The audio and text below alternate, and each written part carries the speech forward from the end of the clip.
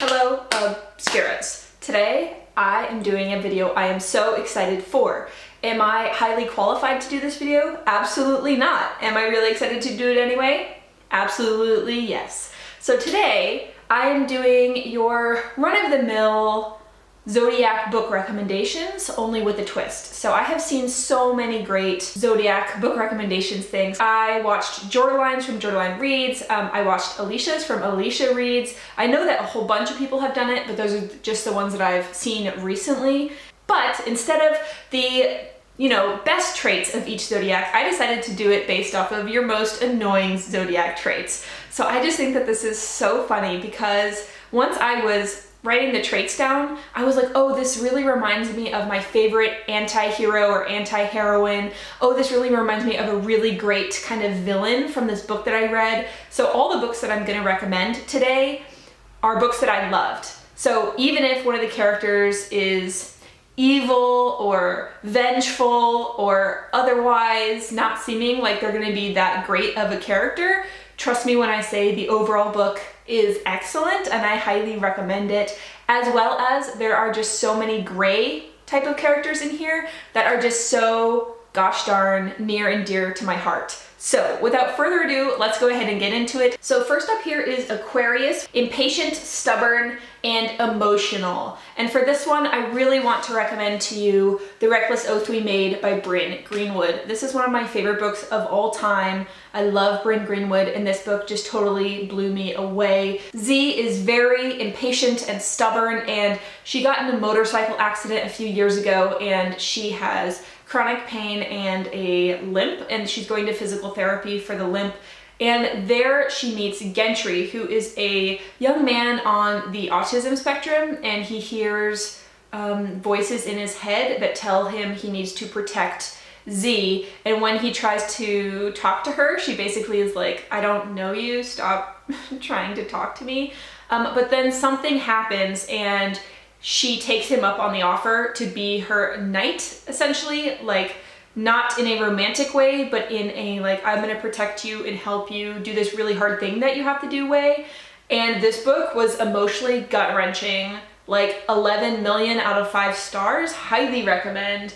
And I absolutely think that Z is one of the most impatient, stubborn, just strong women of all time. And she's also really emotional because a lot of that stubbornness and really gruff exterior is because she cares really deeply for the people in her life. So if that sounds at all up your alley, please read this book. Like, I love this book so much. Next up is Pisces, and this one says, Pisces project guilt onto others, take on other people's problems, and they're highly impractical. So for this one, I'm going to recommend a duology by TJ Klune. This is Withered and Seared and Crisped and Seared. This is a very dark, gritty, post-apocalyptic dystopia, not like the recent one he released, which is really sweet. So this is much, much darker, but I absolutely love it. So we follow Cavallo, who is a man who is riddled with guilt about what has happened in his past to his family. And because of this guilt, he refuses to live amongst other people in the local outpost. Instead, he lives alone with his dog in this kind of ruins situation. One day when he's out hunting, he shoots a stag, and the stag runs across the highway. And that's a huge deal because on his side of the highway, it's safe or safe enough. And on the other side of the highway, that is the Dead Rabbits wasteland. The Dead Rabbits are a cannibalistic gang that are very dangerous, and he knows he shouldn't, but he just runs across to get the stag that he has hit so that he can bring it back. And when he crosses over, things do not go to plan, and he does something highly impractical because it sets him and everyone he knows in grave, grave danger. So Cavallo definitely feels all the guilt in the world. It's all on his shoulders. He definitely takes on other people's problems, and he absolutely, in doing so, does some impractical things. And I just love him as a character. I love the people he tries to help and the people he builds a relationship with, and I think that this is absolutely an amazing duology. I don't know why everyone is sleeping on it. It has super high ratings on Goodreads. Like, if you like grim, post-apocalyptic, grim, dark, gritty dystopians, Like, this is it, fam. Like, please. So next up is Aries, and they are dismissive, easily angered, and rash. For this, I absolutely have to go with Trail of Lightning by Rebecca Rowanhorse. This is an amazing book, which I just finished like a day or two ago. I listened to the audiobook. It was amazing for pronunciation.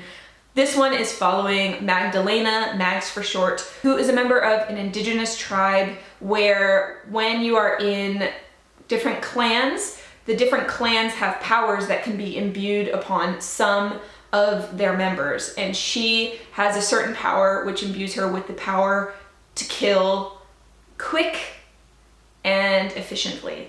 And she is known as Living Arrow. So she is called one day to save this young girl who has been taken by a local monster. And in this world, it is so amazing because there are so many different levels of monsters.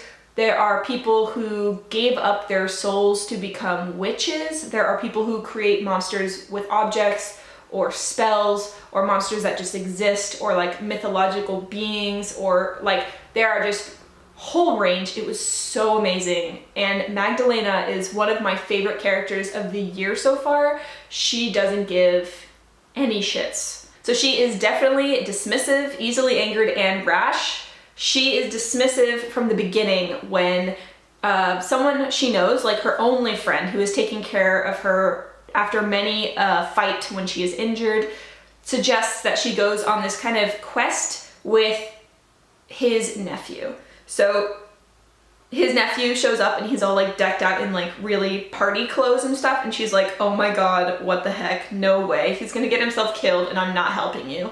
Like, so she's just dismissive as all get out, and I just love her. She's a fighting like warrior machine. She always carries a bucher, which is like a huge ass knife, and a shotgun, and she's just like so cool. And I need the second book. I'm gonna get the audiobook for September. Like, I need it in my life. It was so freaking good. I so highly recommend it. Audiobook if you can get it. So next up is Taurus, who is apparently antisocial, lazy, and cautious. For this one, I'm going to recommend My Lesbian Experience with Loneliness by Nagata Kabi, who is a Japanese writer.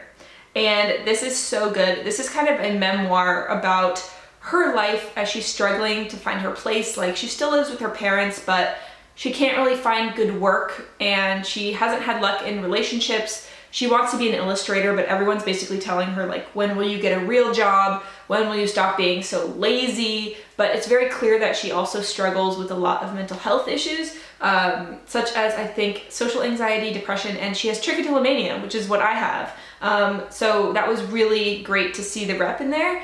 And as she's going through, like, she's cautious of everything. Like, she's so cautious of ever telling people like her dreams or what she really wants, because she's just kind of used to them kind of ripping her down. And of course that makes her antisocial because no one is giving her a nice time. So that then prompts her to seek out prostitutes to find some sort of like romantic connection, or see like if she is attracted to women. And it's just like really funny and heartfelt, and I felt so many similar things as the main character. And sometimes, yeah, she is lazy, but then sometimes it's also like she's dealing with a lot of stress and issues and mental health problems, and people are not treating her nicely, so she's definitely not lazy, and that's just like a horrible thing that people say to her. So I highly recommend this as well. This is a graphic illustration, and yeah, super recommend. So next up is Gemini, who is a poor listener, a liar, and constantly repeats themselves. For this one, I'm going to say Baby Teeth by Zoe Stage. So this is so good. Baby Teeth is an evil child book where we're following a mother who is convinced that her daughter is out to get her and kill her so she can take her place and be with like the father.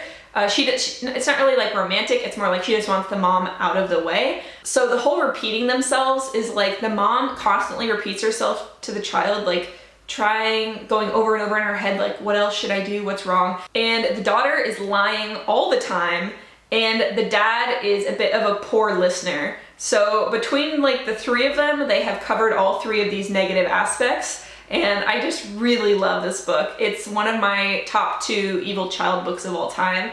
I really recommend it. It is just chef's kiss. So next up is Cancer, who is moody, afraid to leave home, and won't let shit go.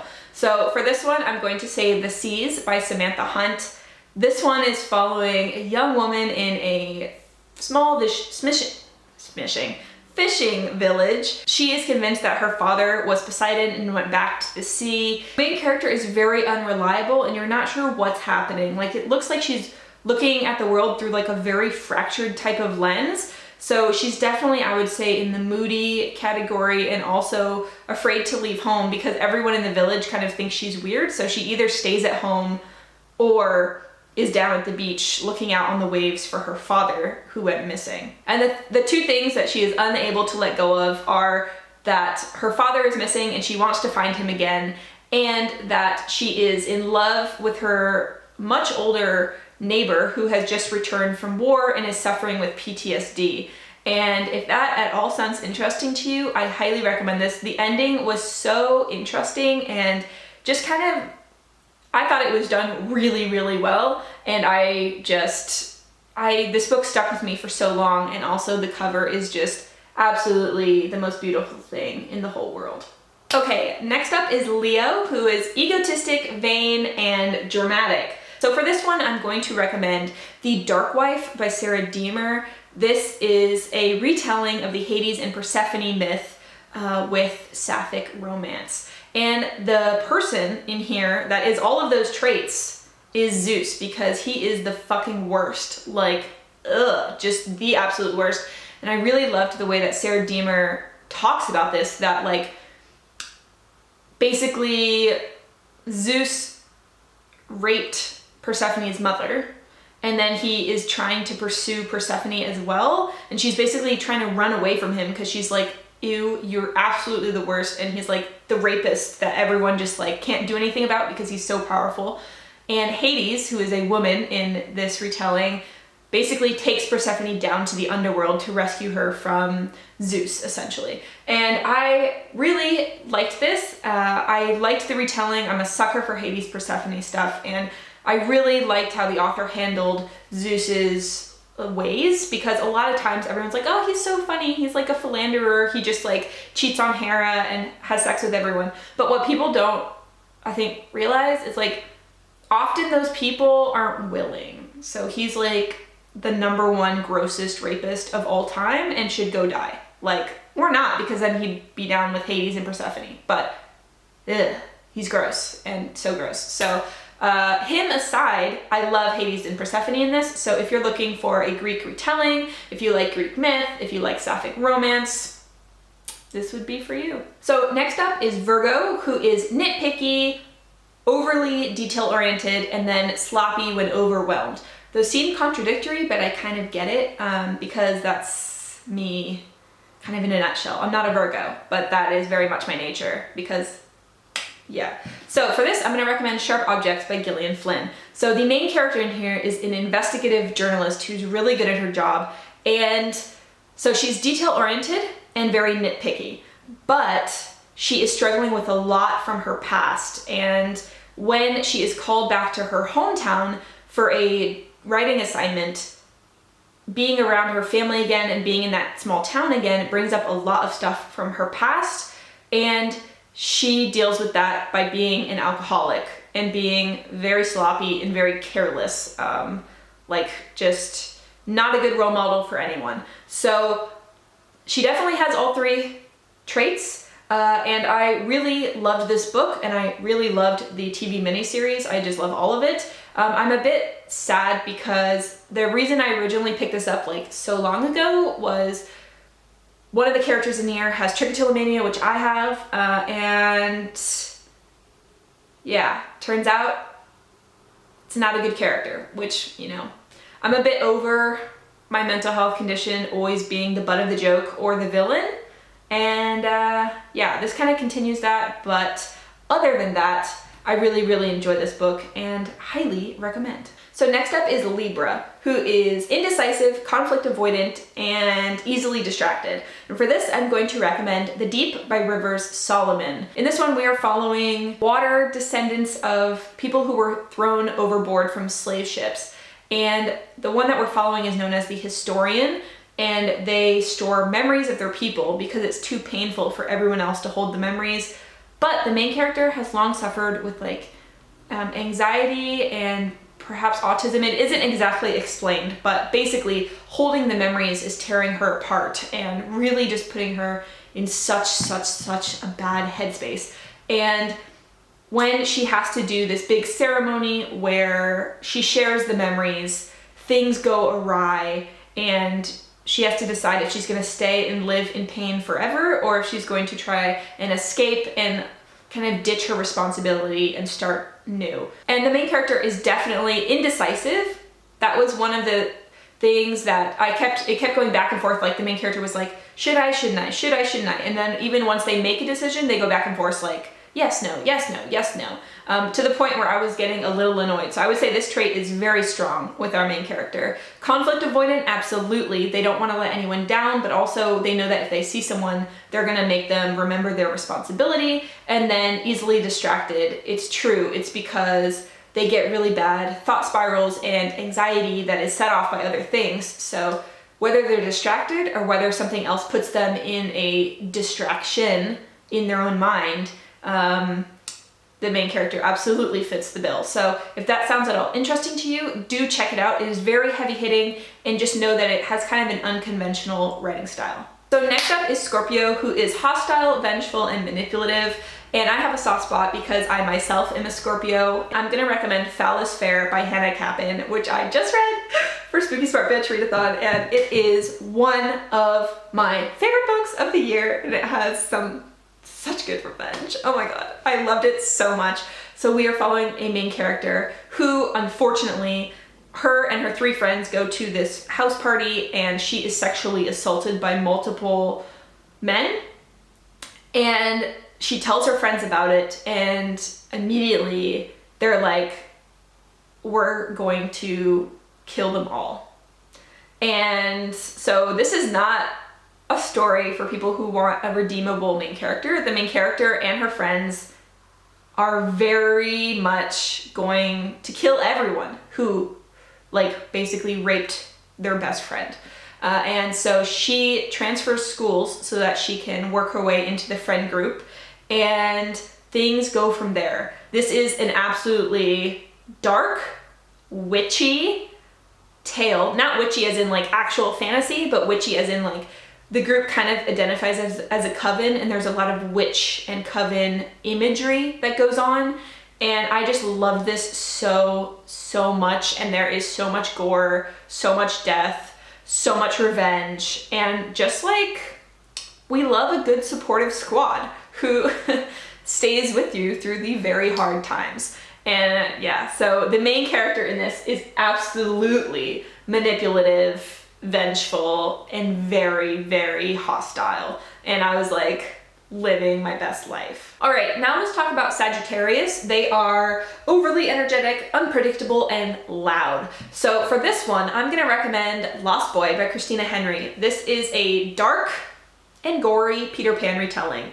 In this one, Peter Pan, much like the original, is a huge colossal dick. He kidnaps children from the street from the real world and brings them through a portal into Neverland. And he basically, you know the story basically, but in this one, Peter is just very energetic. He always wants to have mock battles and fights, but in this world, they actually do fight and people do die, and there's a lot of very, very dark elements in here that I really loved. I buddy read this with Jordaline way back, and we both really liked it. One of the strengths of this is just how unpredictable this Peter is.